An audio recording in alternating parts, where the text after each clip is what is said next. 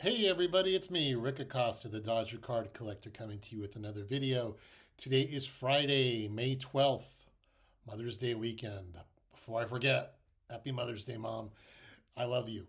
Don't forget to wish your mom a happy Mother's Day. And if I have any viewers that are moms, happy Mother's Day to you. It's a big day. What do we got going this weekend? Sports wise, tonight, NBA Game 6, Lakers Warriors. I haven't if you've been watching my channel all basketball season, I've been bashing on the Lakers all year.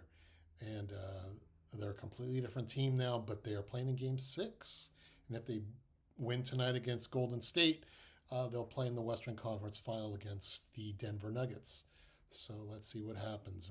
The Knicks are still alive. They're playing tonight against the Heat. Still watching hockey. The Maple Leafs are barely hanging on. They're down 3-1. Looking forward to that game tonight. New Jersey Devils have been eliminated as of last night. So the Carolina Hurricanes at this moment are the one team that we know that's going to be playing in the semifinals for the Stanley Cup. Baseball, I don't know how they do it. The Dodgers are in first place. I think they're 3 games or two games ahead of the Arizona Diamondbacks. Just somehow they put it together. Let's see how long. Let's see how that holds on. But really happy to see the Dodgers are doing well. We had the NFL draft. We had the release of the NFL schedule. My buddy Eric is already bugging me because the Washington Commanders are coming to town, and he knows we're going, so he's really excited. And I'm excited. I love going. I love going to SoFi Stadium and watching the Rams play, win or lose. First year I got to see them play, they went to the Super Bowl. I was fortunate enough to go to the NFC Championship, something I'll never forget. Last year wasn't as good, but I still had a good time. Going to sports games are fun. They were when I was a kid, and they still are today. Hobby wise, I've got some pickups for you that I'm going to show. Other than that, it's funny. On a personal note, I'm getting to that point of my life, and I don't know how old my viewers are. So my younger viewers might just turn off the TV or fast forward right now. But I'm getting to that point in my life where I had to start thinking about potentially retiring in 7 to 10 years, and some people look forward to that. Some people are afraid of that. I think I'm a little of both. So I've been looking at my 401k and my mortgage and not worried. But the one thing that it did, I made this comment to a friend of mine a few days ago, and I said to him, God, when I retire, I wonder if I'll still want to be collecting sports cards. And I'd like to think, hopefully, I will be, but you never know. We don't know what this world holds for us in the future. But I started thinking, will I be? I can't see myself spending $3,000 on a Mickey Mantle card or looking at a Jackie Robinson card, but I could see myself still collecting commons and buying cards that are $50, $100, but not going crazy at spending money for guys like Jackie Robinson and Hank Aaron and Willie Mays. And that leads me to my question to you. What is your plan if you're getting to that point of your life? What's your plan when you retire? Are you still going to collect? Are you going to stop collecting? Are you going to be selling? Are you going to be buying and selling? Are you going to be collecting in moderation? I learned something about moderation this week. Um, I have two friends named Eric. One of them I talked to about football. I have another friend, Eric, who collects sports cards. And I was telling him, I noticed this week, I have a habit of telling Eric, I only bought 6 cards in January. I only bought 8 cards in February. And I think that's great. I think I've cut back, which I have. But this week I was looking, and those 6 cards, those 8 cards, those 7 cards, they cost me three, four, $500, and it also made me realize about a budget. And I think about budget, and I was talking to Terry TJ Mack yesterday about a budget, and I would like to somehow try to keep my budget to maybe 250, 300, $325, something like that a month. But when you look and you saying, wow, I only bought 6 cards. But when you look at those 6 cards and realize you spent $600, $650, you need to tone it down. And that's just my opinion for me, not for you. You do whatever you want. I am the farthest guy from a financial advisor you're ever going to meet. But it does make me realize, you know, maybe only buy a few cards. If you're going to be spending $50, $100, $125, $200 on a card, maybe only buy 1 or 2 as to buying 3 or 4 cards. I literally just told a buddy of mine, I go, I don't need to buy 6 1961 Topps All-Star cards and PSA 7s right this minute. I can buy 1 or 2 of them right now if I want, but I don't need to buy 6 or 7. So I'm learning as a collector who's getting older, but also trying to be a wiser collector, how to budget my money. It's fun buying cards. I would never deny you from buying cards. Just don't do what I do and sometimes say, God, I only bought 4 cards. And you look and those 4 cards cost you $500. It's more fun sometimes to say I bought 2 cards for $500 or I bought 2 cards for $300, just a little cheaper. So take a look at that. Think about also what your plan is for the future. You know, I hope to retire and have my house paid off and be able to have a nice retirement. You know, that doesn't mean I'm going to Europe every year, but I'd like to be able to just have a nice life and maybe take a vacation here and there and still go to some ball games. Yeah, and still buy some cards, but when I retire, I'm not going to be buying 1951 Bowman Mantle. That's what I'm saying. So what's your plan for the future when it comes to sports cards? Let me know in the comments. What's your future when it comes to retirement? So that's my big, I tend to throw out random questions, and I've already thought of my random question for my next video. But today we're going to look at some pickups that I've picked up in the last couple of weeks. You're going to be surprised, especially at the end, because of one card I bought that you guys thought I would never do in a million years, but I did. So let's turn the camera around and we can take a look at my latest pickups. So let's see what I've got here. I've got several cards. These are all recent pickups, and we'll go over these one by one. So my first card is a big card. This is a T201 from 1911, the Mecha double folders featuring Napoleon Rucker. And on the back, Jake Daubert of Brooklyn. These are really interesting cards. This is my first card in this set. I don't know if I'll buy any more. I have to admit, I'm so impressed with them that I kind of like them. They're really big size cards. Napoleon Rucker is probably, since you guys know I'm a Dodger team collector, I want to have all the, what I would consider all the great Dodgers or all the known Dodgers. You don't hear Napoleon Rucker's name mentioned much, but he does hold some Brooklyn Dodgers records. He pitched 10 seasons with Brooklyn from 1907 to 1916. He was the first Dodger left-handed pitcher to throw a no-hitter in 1908. His best year, though, was 1911. He won 22 games for the Dodgers. And he still holds the Brooklyn Dodgers records for the most shutouts in the National League, 38 over a career. Most strikeouts, 16 in a regulation 9-inning game.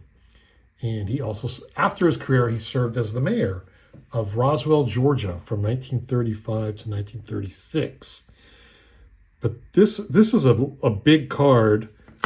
Here, I'll show you since I don't want to give away cards that I'm showing. Here's the back. Look how much bigger this card is. So this is a big card. Luckily, I was going to ask you guys, but luckily this one came with a sleeve. I guess they do make perfect fit sleeves for these size cards. The Jake Daubert, this is my second Daubert card. I have a Cracker Jack card of him.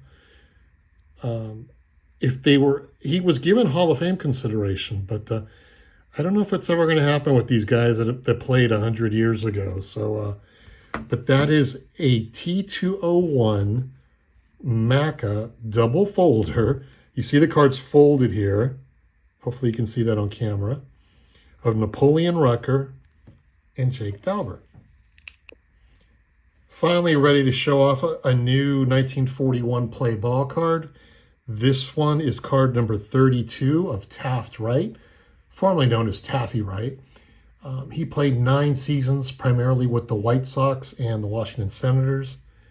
He made a big splash in his rookie season. He batted .350, but he only had 263 at-bats in 100 games. So the American League awarded the official batting title to Jimmy Fox. He hit .349, but he had more than twice as many plate appearances. His best season, though, was in 1940, where he set career highs in games played at 147, at-bats with 581, base hits 196, and a .337 batting average. He served 4 years in the military from 1942 to 1945, and he played 3 more seasons with the White Sox after the war before finishing his career in 1949 with the Philadelphia Athletics. So here you get a look at this card. So this is what the White Sox looked like back then. When I first got this card, I thought this might be an Indians card. And I noticed the colorful stripes on the jerseys. And here's the back. This makes card number 45. I have 45 of the 72 cards to finish my set. So I need 27 more play ball cards to finish that set. The next 3 cards are all from the same set. I'm starting to pick up more of these 1961 Topps All-Star cards, which I've featured in previous videos. My first card is Jim Perry, 1961 Topps All-Star when he was with the Cleveland Indians. He played 17 seasons in the majors, but he won the Cy Young Award in 1970 with the Twins. In 1960, he finished the season with a league-leading 18 wins against only 10 losses for the Indians. He also led the league in shutouts with 4 and games started with 36. But in 1961, he slumped to a 10-17 record. And by 1963, he was traded to the Minnesota Twins, where he played for the next 10 seasons. He did finish his career with 215 victories. Honestly, if his brother wasn't named Gaylord Perry, I think this guy would get a lot more recognition. Like I said, Jim Perry finished with 215 victories, did win a Cy Young Award, pitched in a World Series with the Twins in 1965. And here he is in a PSA 8. Future MVP Ken Boyer is featured here. This is also his 1961 All-Star card in a PSA 7. He became the Cardinals team captain in 1959. But in 1961, he hit 24 home runs along with 95 RBIs and a .329 batting average. He made appearances in both All-Star games from 1959 to 1962. Remember, during those seasons, Major League Baseball had 2 All-Star games. He played in both. He also won his 5th Gold Glove in 1961. And as I mentioned to you earlier, he was the National League MVP in 1964. Whenever I see you guys or myself talk about Ken Boyer, show a Ken Boyer card, I am always a little bit more like, why isn't this guy given more Hall of Fame consideration? Over 2,000 hits, 282 home runs, over 1,100 RBIs, career batting average of 287, slugging percentage of 462, an OPS of 810. He just doesn't get as much consideration, and I really think some of these guys, we're still waiting for Dick Allen, Ken Boyer. Some of these guys really need to get in there, and it just seems like he doesn't get as much consideration as some of these other players do. But here's a great card. I just love these 61 All-Stars. It's a great card. And my last card for 1961 is going to be Mickey Mantle. Mickey Mantle, a PSA 3. I got lucky on eBay. Won that for about 25% under VCP price. Wasn't planning on buying it, but I don't think I've ever really planned to buy a Mantle in my life. And luckily, luckily when I decide to go for it, I win. So in this case, I won this card on eBay a couple of weeks ago. Like I said, it's a PSA 3. It's a little off-centered. Here's a case of you want to buy a PSA 4 or a 5 or a 6, it's just going to be a lot more expensive. So I thought this card was good enough in a PSA 3. Mantle, going into the 61 season, we know a lot about Mickey Mantle, so I won't say much, but in 1961, he became the highest paid player in baseball by signing a $75,000 contract. What's $75,000 today? Roughly $700,000. Joe DiMaggio, Hank Greenberg, and Ted Williams, they have been paid over $100,000 in a season, and Babe Ruth had a peak salary of $80,000. Mantle became the highest paid player, active player of his time. Mantle's top salary was $100,000, which he reached for the 1963 season. Once he reached that, though, he never asked for another raise. And I found that pretty interesting because 1964, he had a great year. Granted, he came off an injury-riddled 1963 season, but he had good numbers in 64. And if his name wasn't Mickey Mantle, his numbers from 1965 to 1968 really aren't that bad. He played, I think, over 110 games in all 4 of those seasons. He would hit in the high teens or low 20s home runs wise. The Yankees weren't a good team at this point, but Mantle still put up some solid numbers. And I was surprised to learn in looking at his stats that 1963 was the only season that Mickey Mantle played less than 100 games. He played roughly 65, I believe. I think he broke his leg one night, or broke his ankle or his foot, something along those lines. I didn't look that up, but I just remember hearing that or reading it in a Mickey Mantle book as a kid. But other than that, he played a lot of games throughout his career. So it was nice to see Mantle put up some really good numbers, even at the end. Also in that season of 1961, he finished with 54 home runs, and he led the American League in runs scored and walks. And so, not surprisingly, for the second consecutive year in 1961, he missed his 3rd MVP award.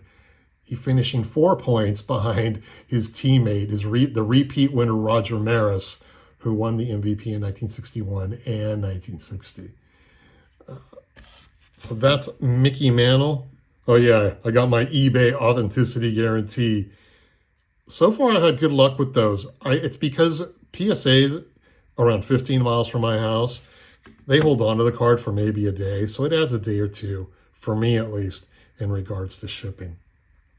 And my last card, this is going to blow everybody out of the water. I'm just going to throw them on here. This is the first football card I have bought since 1979. This is a 1950 Bowman Fred Naumitz. Now, you guys are all sitting here going, Dodger card collector. He buys Dodger cards. He buys sets. He buys older Hall of Fame cards. No, you're not watching TJ Maxx Vintage and Nostalgia. No, you're not watching Stories in Cardboard. No, you're not watching Huck Sports Cards. But I've seen these guys show off their football cards. And especially Terry, TJ Maxx, he's constantly showing these football cards.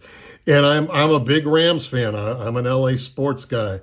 And he's showing off some. And finally I go, you know what? I'm gonna see if I can find them cheap. And Terry's giving me some advice on what to look for supply-wise and cost-wise. So I was able to pick this card up. It cost me $30, so I was pleased with the cost. And this 1950 Bowman card is just a beautiful card. Fred Naumitz. Terry liked to point out that this was he goes, look, the American flag's in the background. I didn't even notice that. And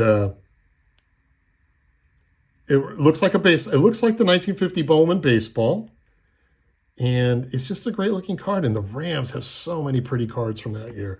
So I go, I've got to have some. Maybe I'll pick up some more. I probably will. but I'm going to take my time. And just so you know, Namath's played 5 seasons for the Los Angeles Rams, but he was drafted in 1943 in the 3rd round by the then Cleveland Rams. He was an all-pro linebacker in 1949. A linebacker wearing number 22. But great card. It's a great addition to my collection, not to my set. But if you stuck around, thank you so much. You guys have a wonderful weekend. Let's make sure Jake Dauber gets a little glimpse in there. And we'll see you all next time. Take care. It's a beautiful day for a ball game today. If you and I are out of dollars and cents, oh honey, we can always share a little hole in the fence. it's a beautiful day for the ladies. So throw all your dishes away. We're gonna cheer and boo